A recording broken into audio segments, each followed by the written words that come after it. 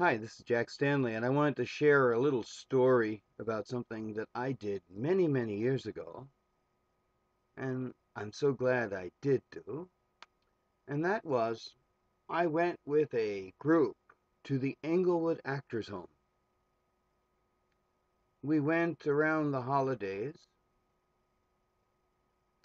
1980, and we were to perform for some of the old entertainers at the Englewood Actors Home.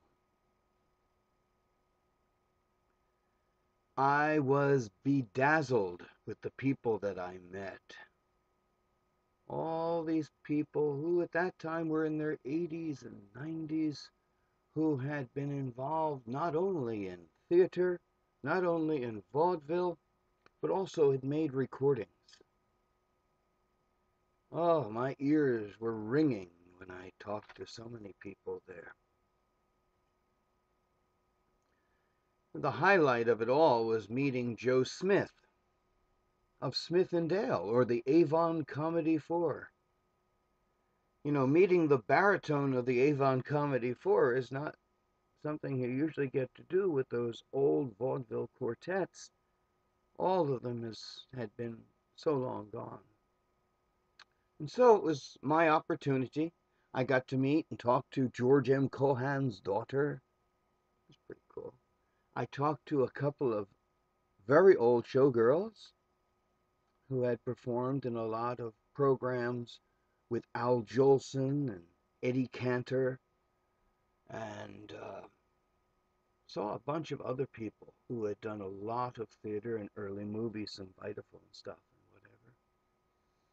But spending time with Joe Smith was very interesting. He was 96 years of age at the time, sharp as a tack. He had a walker, got around, had little trouble getting around. And so we performed for the assembled gathering, all of whom are long gone now. And then we sang some other songs, and I got to sing with Joe Smith. We got a quartet together and we sang some old vaudeville songs. Also, I got to play around with him a little bit, and do the old routine. And I'm sure he hated every moment of it, but, Dr. Krankheit, I've got a headache and it hurts when I do this. Well, don't do this. That was the old routine. And so we got to do some of that. That was fun. He took me into his room that he had at the actor's home. Nice little place that he had. But in there he had a Victrola. And I put records on, wound it up, changed the needles, and played records. And he told me stories about each person who's on the record. It was incredible. I was young. I didn't bring a tape recorder with me.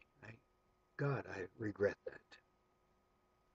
Nonetheless, I do have a number of those memories. It talks about Billy Murray and having lunch with a bunch of people, and dealing with some of the pushy people, and etc.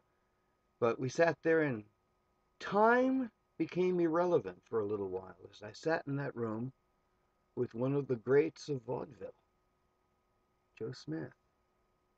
And we listened to music and we talked. And he was born in the 1880s and I was born in the 1950s. And yet we found common ground to talk. We talked about people we knew about. I told stories that I knew, but mainly I just shut up and let him talk.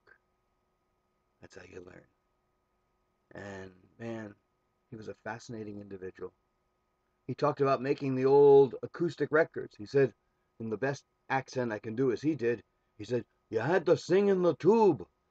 You had to sing, whoa, into the tube, and that's how you made your records. And of course, what he meant was sing into the horn. And he said it was very hard to do, but he enjoyed it. He had a lot of fun.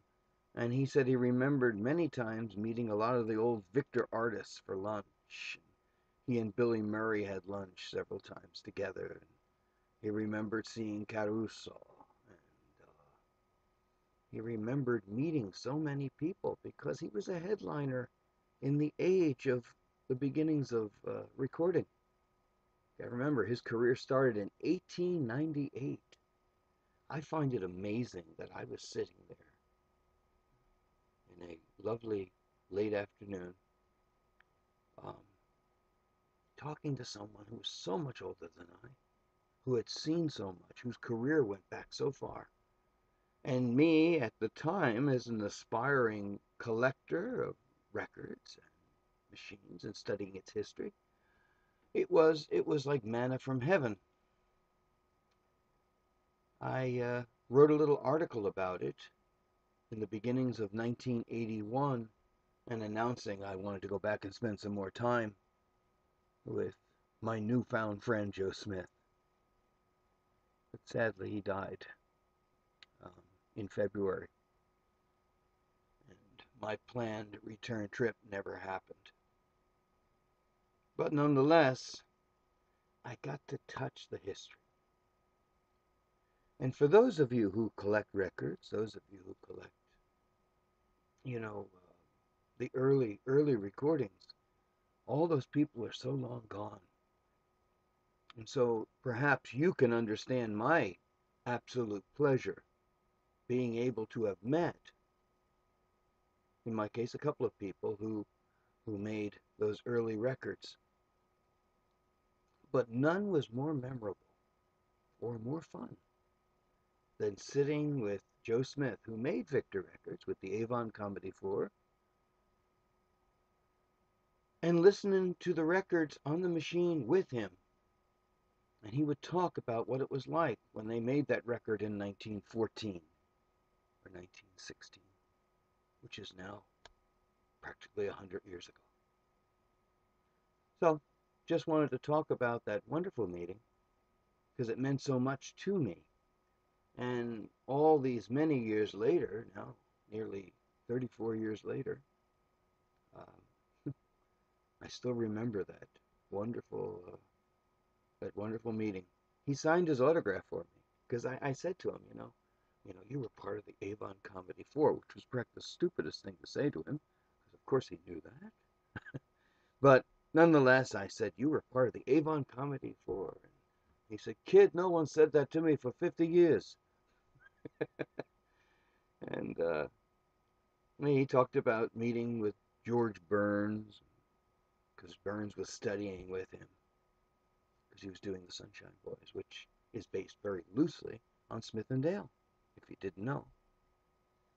And so he signed his autograph to me, Joe Smith, and underneath he wrote Avon Comedy 4. Maybe I was the last person to get an autograph from one of the members of the Avon Comedy 4.